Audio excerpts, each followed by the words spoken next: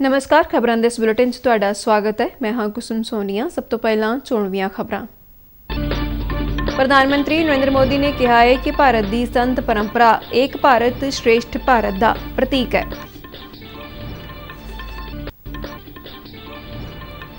केंद्रीय मंत्री हरदीप सिंह पुरी ने कहा कि पैसा कमाने लई पंजाब के नौजवानों का विदेशों में जाना सूबे लई वड्डी चिंता का विषय है।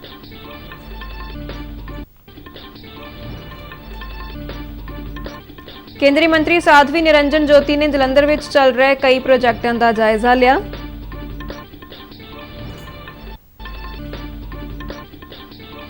पंजाब समेत समुचे भारत में ईद उल जुहा का त्यौहार पूरी शरधा ते उत्साह नाल मनाया गया।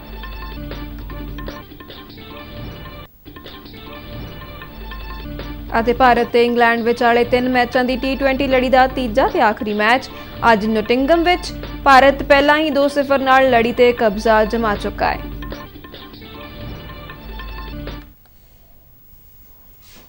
ते हुण खबरां विस्तार नाल।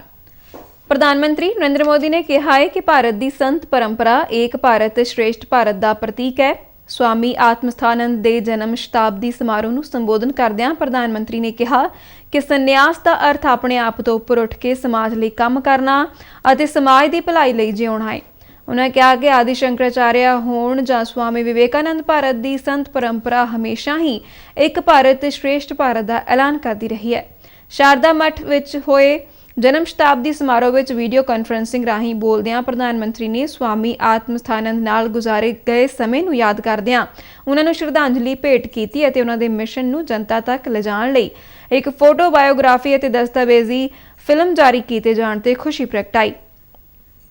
प्रधानमंत्री ने कहा कि आज़ादी का अमृत महोत्सव के हिस्से वजों देश के हर जिले में 75 अमृत सरोवर बनाए जा रहे हैं। उन्होंने संतां नूं अपील की कि वो इस मंतव लई लोकां नूं प्रेरित करन अते मनुखता की सेवा के नेक काम विच शामिल होण। उन्होंने आस प्रगटाई कि आज़ादी का अमृत महोत्सव देश के लोकां विच फर्ज की भावना जगाउण विच सफल होवेगा।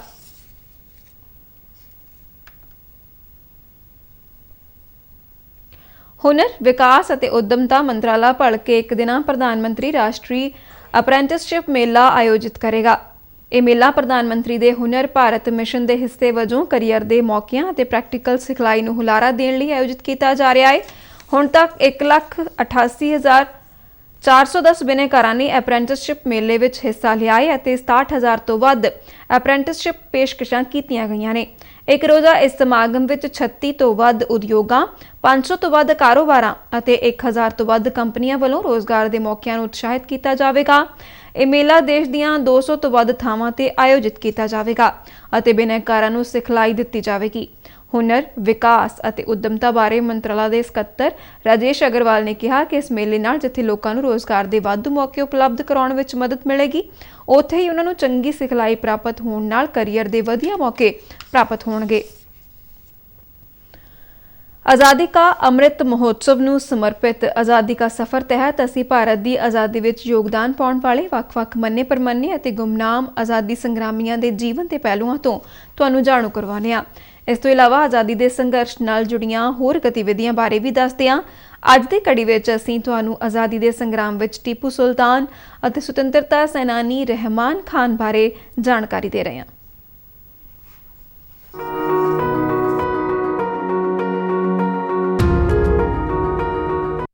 अंग्रेज हुकूमत खिलाफ 10 जुलाई 1806 ਨੂੰ वेलोर क्रांति शुरू हुई। ਇਹ ਈਸਟ ਇੰਡੀਆ ਕੰਪਨੀ ਦੇ ਵਿਰੁੱਧ ਭਾਰਤੀ ਸਿਪਾਹੀਆਂ ਦੇ ਵੱਡੇ ਪੱਧਰ ਤੇ ਬਗਾਵਤ ਦੀ ਪਹਿਲੀ ਮਿਸਾਲ ਸੀ।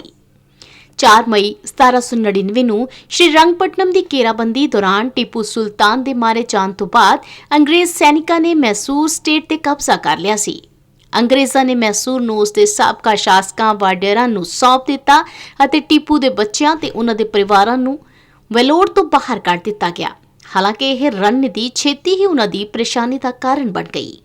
टीपू के बच्चों उन्होंने परिवारों और अणगिणत नौकरां ने जलावतन दौरान मैसूर के लोगों के समुदाय का गठन किया जिसकी गिणती 3000 तक सी और वह वेलोर के आले दुआले के काफ़ी खेतरों में फैल गई। श्री रंगपटनम विच खूनी लड़ाई के 6 साल बाद 14 ਨਵੰਬਰ 1805 ਨੂੰ ਅੰਗਰੇਜ਼ ਸੈਨਿਕਾਂ ਦੇ ਕਮਾਂਡਰ ਇਨ ਚੀਫ JF ਕ੍ਰੈਡੌਕ ਨੇ ਇੱਕ ਹੁਕਮ ਜਾਰੀ ਕੀਤਾ ਜਿਸ ਵਿੱਚ ਨਵੇਂ ਸੈਨਿਕ ਡਰੈਸ ਕੋਡ ਦਾ ਵੇਰਵਾ ਦਿੱਤਾ ਗਿਆ ਸੀ। ਹੁਕਮ ਅਨੁਸਾਰ ਸਿਪਾਹੀਆਂ ਨੂੰ ਵਰਦੀ ਪਾਉਣੀ ਸੀ ਤੇ ਦਾੜੀ ਕਟਵਾਉਣੀ ਸੀ। ਉਹਨਾਂ ਨੂੰ ਚਮੜੇ ਦੀ ਪਗੜੀ ਪਹਿਨਣ ਲਈ ਮਜਬੂਰ ਕੀਤਾ ਜਾਂਦਾ ਸੀ। ਭਾਵੇਂ ਇਹ ਹੁਕਮ 1 ਸਾਲ ਤੱਕ ਸਥਾਪਿਤ ਕਰਨ ਲਈ ਜਾਰੀ ਕੀਤਾ ਗਿਆ ਸੀ, ਪਰ ਹਿੰਦੂ ਸਿਪਾਹੀਆਂ ਨੇ ਚਮੜੇ ਦੀ ਟੋਪੀ ਪਾਉਣ ਤੇ ਇਤਰਾਜ਼ ਜਤਾਇਆ। ਜਦੋਂ 21 ਸਿਪਾਹੀਆਂ ਨੇ ਨਾਖੁਸ਼ੀ ਜ਼ਾਹਿਰ ਕੀਤੀ ਤਾਂ ਉਹਨਾਂ ਨੂੰ ਸਰੀਰਕ ਤੌਰ ਤੇ ਸਜ਼ਾ ਦਿੱਤੀ ਗਈ ਅਤੇ ਉਹਨਾਂ ਨੂੰ ਮਦਰਾਸ ਵਿੱਚ ਫੋਰਟ ਸੇਂਟ ਜਾਰਜ ਵਿੱਚ ਜਨਤਕ ਤੌਰ ਤੇ ਤਸ਼ੱਦਦ ਦਾ ਸਾਹਮਣਾ ਕਰਨਾ ਪਿਆ। 10 ਜੁਲਾਈ 1806 ਨੂੰ ਸਵੇਰੇ ਸਿਪਾਹੀਆਂ ਨੇ ਵੈਲੋਰ ਕਿਲੇ ਤੇ ਹਮਲਾ ਕੀਤਾ। ਇਸ ਤੋਂ ਬਾਅਦ ਕਤਲੇਆਮ ਹੋਇਆ ਜਿਸ ਵਿੱਚ 100 ਤੋਂ ਵੱਧ ਅੰਗਰੇਜ਼ ਸੈਨਿਕ ਮਾਰੇ ਗਏ। ਅੰਗਰੇਜ਼ਾਂ ਦੇ ਝੰਡੇ ਨੂੰ ਸਿਪਾਹੀਆਂ ਨੇ ਉਤਾਰ ਦਿੱਤਾ ਅਤੇ ਟੀਪੂ ਦਾ ਝੰਡਾ ਫਹਿਰਾ ਦਿੱਤਾ। ਜਦੋਂ ਆਕੋਟ ਤੋਂ ਅੰਗਰੇਜ਼ ਘੋੜਸਵਾਰ ਰੈਜੀਮੈਂਟ ਕਿਲੇ ਤੱਕ ਪਹੁੰਚੀ ਤਾਂ ਪਤਾ ਲੱਗਾ ਕਿ ਉਹ ਪਹਿਲਾਂ ਤੋਂ ਹੀ ਕਾਰਜਕਰਤਾਵਾਂ ਦੇ ਕਬਜ਼ੇ ਵਿੱਚ ਸੀ, ਪਰ ਜਲਦੀ ਹੀ ਉਹਨਾਂ ਵਿੱਚੋਂ ਵਧੇਰੇ ਕਾਰਜਕਰਤਾਵਾਂ ਨੂੰ ਅੰਗਰੇਜ਼ ਸੈਨਾ ਨੇ ਮਾਰ ਦਿੱਤਾ ਅਤੇ ਬਗਾਵਤ ਨੂੰ ਕੁਚਲ ਦਿੱਤਾ। ਭਾਵੇਂ ਵੈਲੋਰ ਦੀ ਬਗਾਵਤ 1857 ਦੀਆਂ ਘਟਨਾਵਾਂ ਤੋਂ ਅਕਸਰ ਓਲੇ ਹੋ ਜਾਂਦੀ ਏ, ਪਰ ਇਸ ਦਾ ਪ੍ਰਭਾਵ ਇੰਗਲੈਂਡ ਵਿੱਚ ਵੀ ਮਹਿਸੂਸ ਕੀਤਾ ਗਿਆ ਸੀ। ਅਸੀਂ ਸੁਤੰਤਰਤਾ ਸੈਨਾਨੀ ਰਹਿਮਾਨ ਖਾਨ ਨੂੰ ਵੀ ਯਾਦ ਕਰ ਰਹੇ ਹਾਂ। ਮਹਾਰਾਸ਼ਟਰ ਵਿੱਚ 17 ਦੇ ਵਸਨੀਕ ਖਾਨ ਪਹਿਲਾਂ ਈਸਟ ਇੰਡੀਆ ਕੰਪਨੀ ਦੀ ਸੈਨਾ ਵਿੱਚ ਸਨ, ਪਰ 1857 ਵਿੱਚ ਵਿਦੇਸ਼ੀ ਹਕੂਮਤ ਤੋਂ ਮੁਕਤੀ ਲਈ ਸੁਤੰਤਰਤਾ ਦੇ ਸੰਘਰਸ਼ ਵਿੱਚ ਸ਼ਾਮਲ ਹੋਣ ਲਈ ਉਹਨਾਂ ਨੇ ਨੌਕਰੀ ਛੱਡ ਦਿੱਤੀ। ਉਹਨਾਂ ਨੇ 17 ਵਿੱਚ ਕਈ ਮੌਕਿਆਂ ਤੇ ਅੰਗਰੇਜ਼ਾਂ ਨਾਲ ਲੜਾਈ ਲੜੀ। ਬਾਅਦ ਵਿੱਚ ਕੰਪਨੀ ਦੇ ਸੈਨਿਕਾਂ ਨੇ ਉਹਨਾਂ ਨੂੰ ਫੜ ਲਿਆ। ਖਾਨ ਉੱਪਰ ਨੌਕਰੀ ਛੱਡਣ ਅਤੇ ਬਗਾਵਤ ਦਾ ਮੁਕੱਦਮਾ ਚਲਾਇਆ ਗਿਆ। ਉਹਨਾਂ ਨੂੰ ਲੋਹੇ ਦੀਆਂ ਜ਼ੰਜੀਰਾਂ 'ਚ ਸਖਤ ਮਿਹਨਤ ਦੀ ਸਜ਼ਾ ਨਾਲ ਜ਼ਿੰਦਗੀ ਭਰ ਲਈ ਜਲਾਵਤਨ ਕਰ ਦਿੱਤਾ ਗਿਆ। ਅੰਡੇਮਾਨ ਦੀਪ ਸਮੂਹ ਵਿੱਚ ਹਿਰਾਸਤ ਦੌਰਾਨ 10 ਜੁਲਾਈ 1859 ਨੂੰ ਰਹਿਮਾਨ ਖਾਨ ਦਾ ਦੇਹਾਂਤ ਹੋ ਗਿਆ। ਸ਼ਹੀਦ ਰਹਿਮਾਨ ਨੂੰ ਨਮਨ।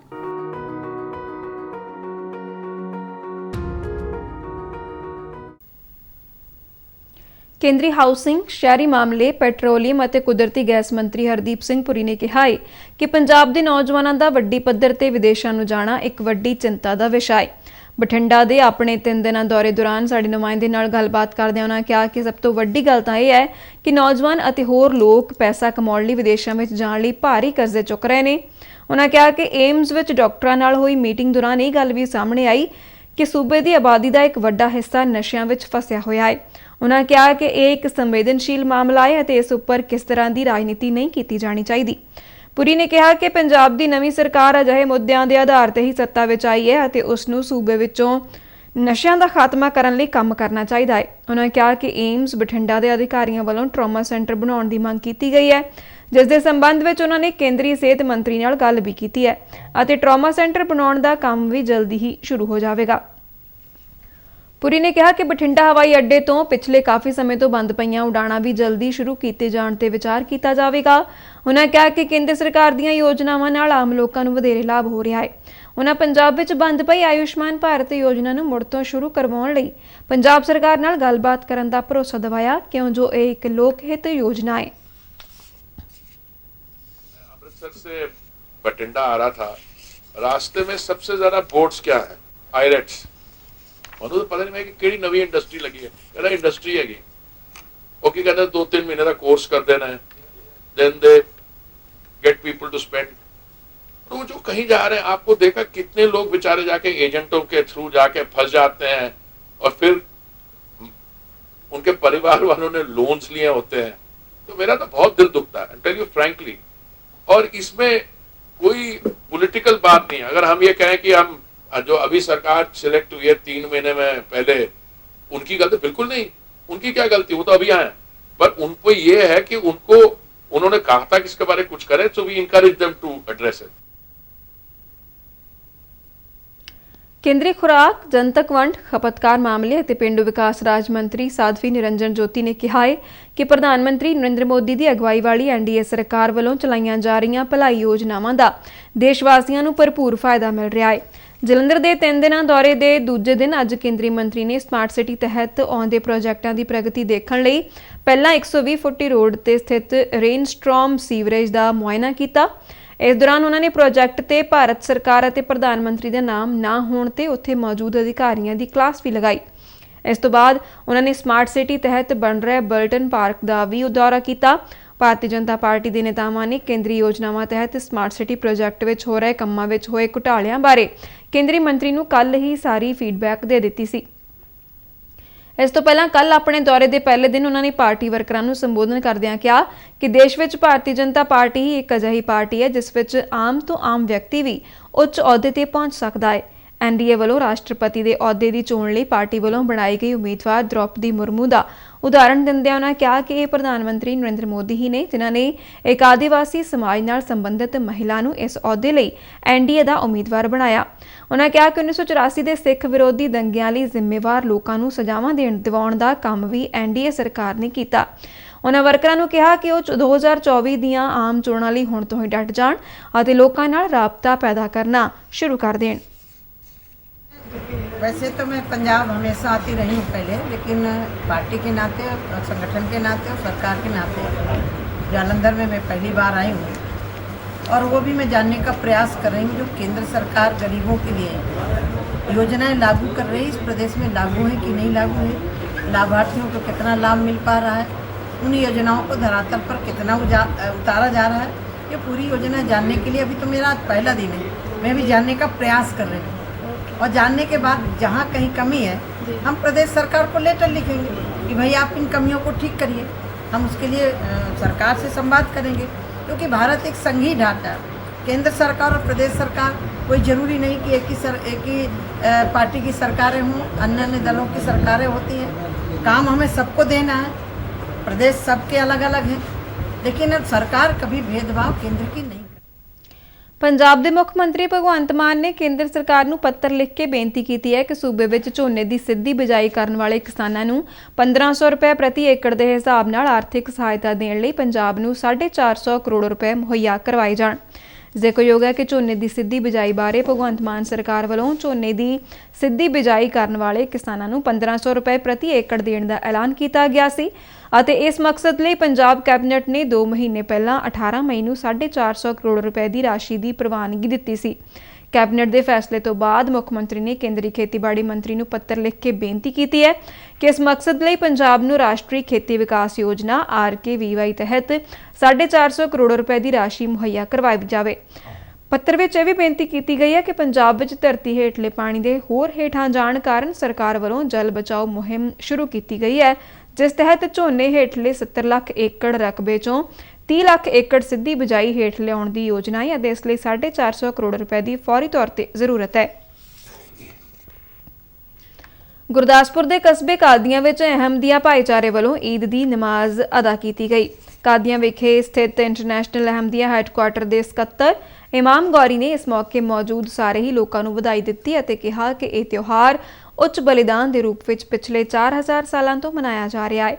ਉਹਨਾਂ ਕਿਹਾ ਕਿ ਇਸਲਾਮ ਵਿੱਚ 2 ਈਦਾਂ ਹੁੰਦੀਆਂ ਨੇ ਜਿਨ੍ਹਾਂ ਵਿੱਚ ਇੱਕ ਈਦ ਉਲ ਜ਼ੁਹਾ ਅਤੇ ਦੂਜੀ ਈਦ ਉਲ ਫਿਤਰ ਸ਼ਾਮਲ ਹੈ। ਈਦ ਉਲ ਫਿਤਰ ਨੂੰ ਛੋਟੀ ਈਦ ਵੀ ਕਿਹਾ ਜਾਂਦਾ ਹੈ ਜੋ ਰਮਜ਼ਾਨ ਦੀ ਇਬਾਦਤ ਤੋਂ ਬਾਅਦ ਆਉਂਦੀ ਹੈ। ਉਹਨਾਂ ਕਿਹਾ ਕਿ ਈਦ ਉਲ ਜ਼ੁਹਾ ਹੱਜ ਦੀ ਇਬਾਦਤ ਦਾ ਮੌਕਾ ਹੁੰਦਾ ਹੈ ਤੇ ਸਾਰੇ ਹੀ ਮੁਸਲਮਾਨ ਇਸ ਵਿੱਚ ਸ਼ਾਮਲ ਹੁੰਦੇ ਨੇ ਤੇ ਈਦ ਦੀ ਖੁਸ਼ੀ ਮਨਾਈ ਜਾਂਦੀ ਹੈ।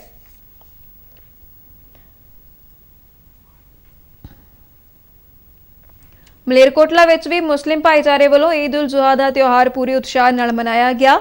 ਮੁਸਲਿਮ ਭਾਈਚਾਰੇ ਦੇ ਲੋਕਾਂ ਨੇ ਵੱਡੀ ਤਾਦਾਦ ਵਿੱਚ ਸ਼ਹਿਰ ਦੀਆਂ ਮਸਜਿਦਾਂ ਅਤੇ ਈਦਗਾਹਾਂ ਵਿੱਚ ਨਮਾਜ਼ ਅਦਾ ਕੀਤੀ ਅਤੇ ਵਿਸ਼ਵ ਕਲਿਆਣ ਦੀ ਕਾਮਨਾ ਕੀਤੀ। ਇਸ ਮੌਕੇ ਭਾਈਚਾਰੇ ਦੇ ਲੋਕਾਂ ਨੇ ਇੱਕ ਦੂਜੇ ਨੂੰ ਮੁਬਾਰਕਬਾਦ ਦਿੱਤੀ ਅਤੇ ਮਿਠਾਈਆਂ ਵੀ ਵੰਡੀਆਂ। ਗਰੀਬ ਪਰਿਵਾਰਾਂ ਦੇ ਬੱਚਿਆਂ ਨੂੰ ਕੱਪੜੇ ਅਤੇ ਹੋਰ ਲੋੜੀਂਦੀਆਂ ਚੀਜ਼ਾਂ ਵੀ ਵੰਡੀਆਂ ਗਈਆਂ। ਸ਼ਹਿਰ ਦੇ ਬਾਜ਼ਾਰਾਂ ਵਿੱਚ ਵਧੇਰੇ ਰੌਣਕ ਵੇਖਣ ਨੂੰ ਮਿਲੀ।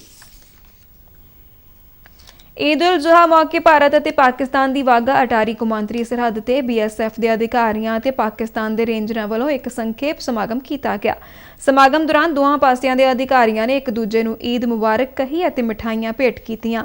BSF ਦੇ ਕਮਾਂਡੈਂਟ ਜਸਵੀਰ ਸਿੰਘ ਅਤੇ ਪਾਕਿਸਤਾਨ ਰੇਂਜਰਸ ਦੇ ਵਿੰਗ ਕਮਾਂਡਰ ਮੁਹੰਮਦ ਆਮਿਰ ਨੇ ਆਪਣੀ ਸਰਕਾਰ ਵੱਲੋਂ ਦੋਹਾਂ ਦੇਸ਼ਾਂ ਦੇ ਲੋਕਾਂ ਨੂੰ ਵਧਾਈ ਦਿੱਤੀ।